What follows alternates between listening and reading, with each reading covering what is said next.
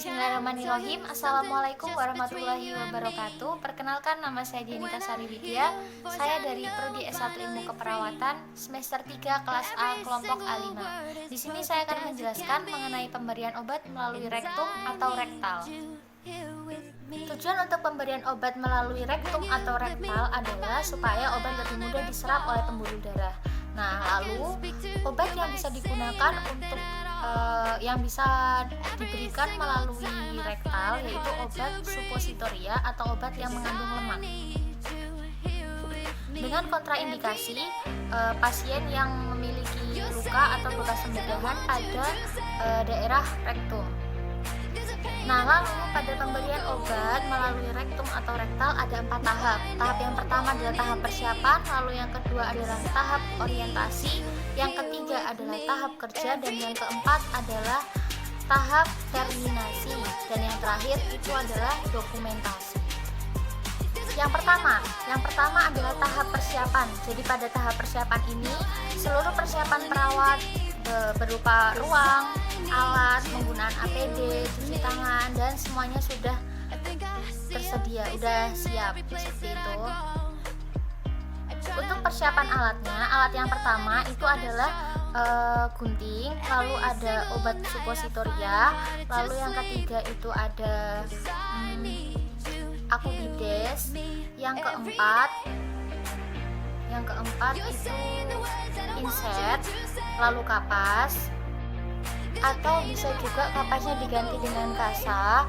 Terus yang kelima kita membutuhkan gel, lalu yang keenam kita membutuhkan handscoon, lalu kom, bengkok, perlak.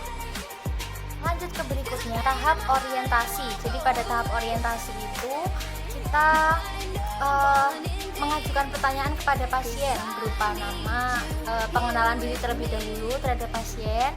Lalu setelah pengenalan diri kita juga bertanya kepada pasien bagaimana keadaannya. Lalu berikutnya kita juga menanyakan apakah pasien, lalu pada tahap orientasi ini juga kita harus memberitahu tujuan kita, apa yang akan kita lakukan terhadap pasien tersebut. Nah, lanjut, setelah melakukan tahap orientasi, kita melakukan langsung tahap kerja. Nah, setelah kita meminta persetujuan kepada pasien untuk melakukan tindakan pemberian obat melalui rektum, nah kita langsung meletakkan perlak di bagian bawah pasien supaya nanti ketika keluar cairan atau apapun dari rektum itu tidak langsung kena ke matras, ke kasur. Lalu setelah diberi perlak, nah kita mulai memasang handscoon. Nah setelah itu posisikan pasien dengan posisi sim, jadi miring kayak gitu, miring posisinya. Nah lalu setelah itu kita akan membersihkan daerah anus dari dalam keluar menggunakan inset, kapas, dan juga cairan akubides. Nah setelah selesai membersihkan daerah rektum, lalu setelah itu kita mengambil obatnya. Jadi obat itu tuh bentuknya kayak peluru gitu bentuknya. Jadi obat suppositoria itu berbentuk peluru. Nah lalu obat itu kita beri pelumas menggunakan gel. Nah setelah kita beri pelumas menggunakan gel, kita berikan melalui rektum pasien. Jadi dengan cara jadi tangan kiri kita ini menahan badan pasien untuk memberikan jalan supaya nanti kita bisa memasukkan ke daerah rektumnya. Seperti itu, lalu kita masukkan obatnya.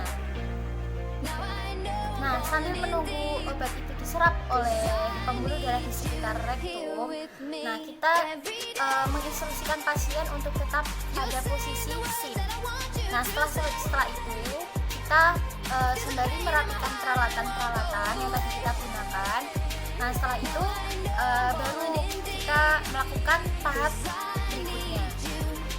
tahap berikutnya yaitu tahap terminasi. Jadi pada tahap terminasi ini adalah tahap di mana kita menanyakan kondisi pasien setelah diberikan obat tersebut.